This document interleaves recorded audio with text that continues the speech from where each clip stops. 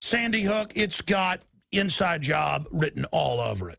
Sandy Hook is a synthetic, completely fake, with actors. Your attorneys messed up and sent me an entire digital copy of your entire cell phone with every text message you've sent for the past 2 years, and when informed, did not take any steps to identify it as privileged or protect it in any way. And as of 2 days ago, it fell free and clear into my possession.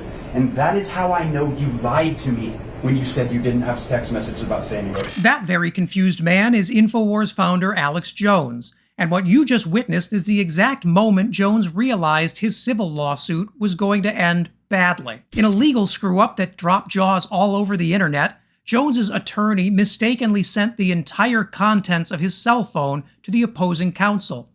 In legal terms, that's not good. Jones is being sued in Texas by the families of children murdered in the 2012 Sandy Hook school shooting.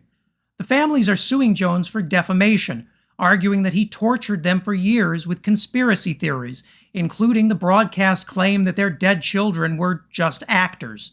They detail hate mail they've received as well as death threats from Jones's radical audience.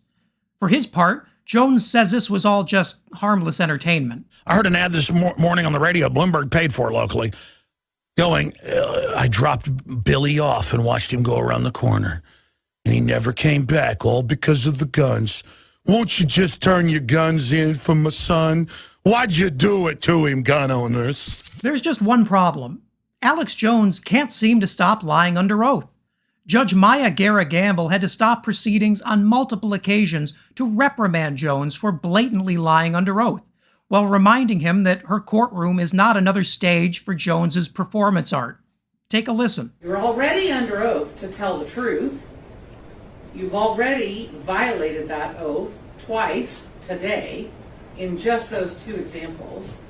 It seems absurd to instruct you again that you must tell the truth while you testify, yet here I am. You must tell the truth while you testify.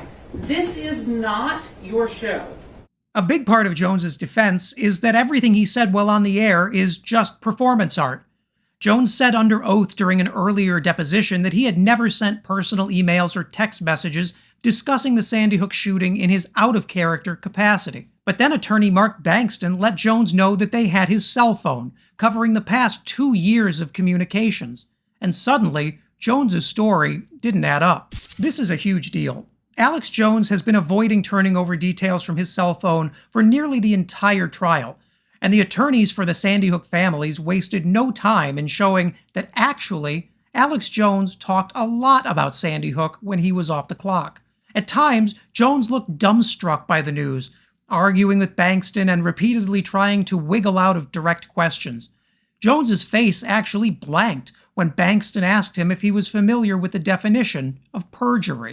Jones's attorney acknowledged at the time that he messed up in sending the contents of Jones's phone to the other attorneys, but he still made no attempt to invoke attorney-client privilege to protect what he'd sent. And according to screenshots of their conversation presented by the Sandy Hook family's attorneys, Jones's attorney's only response was to quickly email back, "Whoops." I'm sorry, but it is hilarious when bad people are also ridiculously stupid. And things are already looking pretty bad for Alexander Jones, because the January 6th committee has said they would also like to take a look at his cell phone, and their indictments are not for civil court. On Wednesday evening, the committee announced it would be filing a subpoena to gain access to Jones's phone for information he's believed to have about efforts to organize the January 6th attack. Uh-oh. Strangely enough, this isn't the first time Alex Jones's cell phone has landed him in hot water. In 2019, content from Jones's cell phone in a different Sandy Hook case was found to include images of child pornography.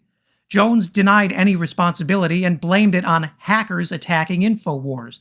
The FBI never verified that claim. Sandy Hook attorney Mark Bankston said it best in a private exchange captured on the courtroom's live mics.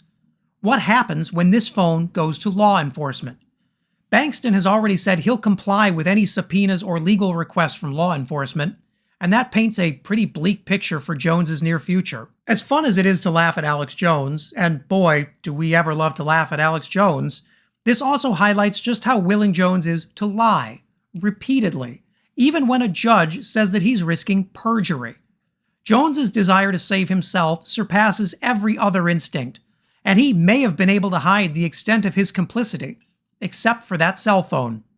Whoops! If you made it to the end, thank you so much for watching. Please consider leaving a like and subscribing, and drop a comment below to let me know what I should cover next.